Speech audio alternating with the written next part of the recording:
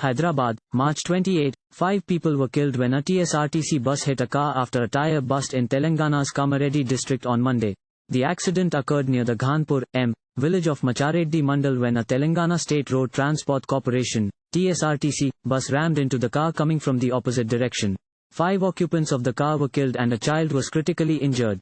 According to police, the collision occurred after one of the tires of the bus burst and the driver lost control of the vehicle.